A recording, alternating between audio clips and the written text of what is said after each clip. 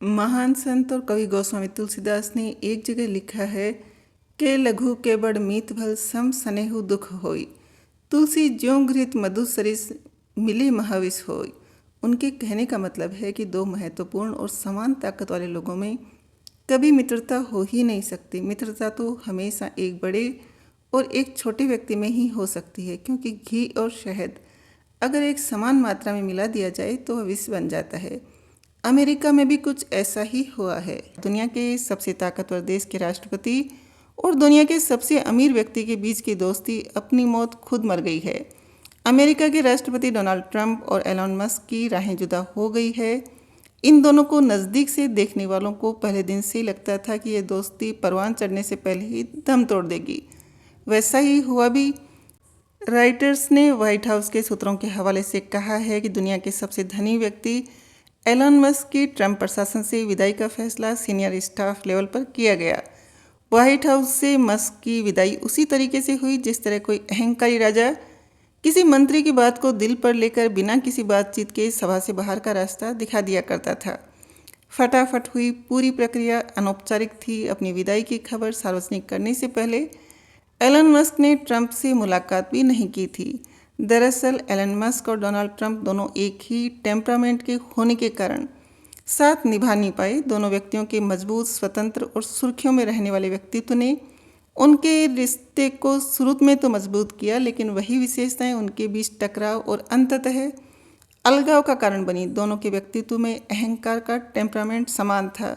जाहिर है कि ये ज़्यादा दिन नहीं चल पाता।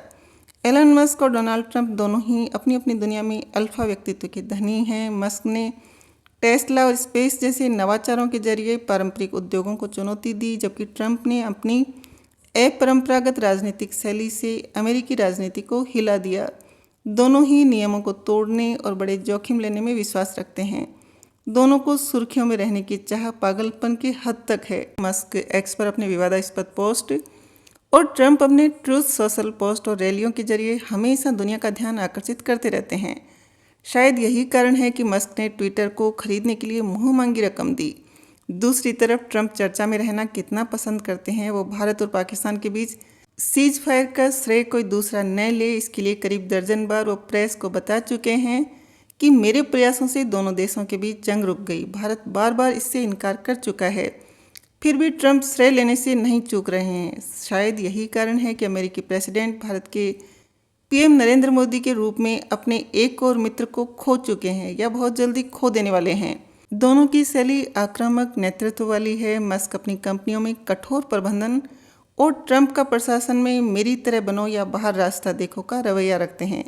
दोनों ही अपने लक्ष्यों को हासिल करने के लिए दबाव डालते हैं। दोनों ही अपने आप को युगांतकारी बदलाव लाने वाले के रूप में पेश करते हैं। मस्क तकनीक और अंतरिक्ष में, ट्रंप राजनीति और शासन में। दो मजबूत व्यक्तित्वों का एक साथ काम करना तब तक संभव है जब तक एक दूसरे के सामने झुकने को तैयार हों। मस्क और ट्रंप दोनों ही नेतृत्व और नियंत्रण पसंद करते हैं, जिससे उनके बीच समझौता मुश्किल हो गया। मस्क की ट्रंप नीतियों जैसे वन बिग ब्यूटीफुल बिल की सार्वजनिक आलोचना ने ट्रंप के ईगो को ठेस पहुंचाई। जिस तरह ट्रंप को अपने सहयोगियों से निष्ठा की उम्मीद थी, उसी तरह मस्क को अपने टैलेंट पर अभिमान था और दोनों टकरा गए। दोनों ही अपनी अपनी छवि को लेकर संवेदनशील हैं। ट्रंप को ये पसंद नहीं था कि मस्क को कुछ ग्रांड ओल्ड पार्टी, अमेरिका की रिपब्लिकन पार्टी को कहा जाता है, राजनीतिक हलकों में असली शक्ति के रूप में देखा जा रहा था, जबकि मस्क को ट्रंप का उन्हें नीचा दिखाना, जैसे पेंटागन ब्रीफिंग की खबर को नकारना, बहुत अपमानजनक लगा था।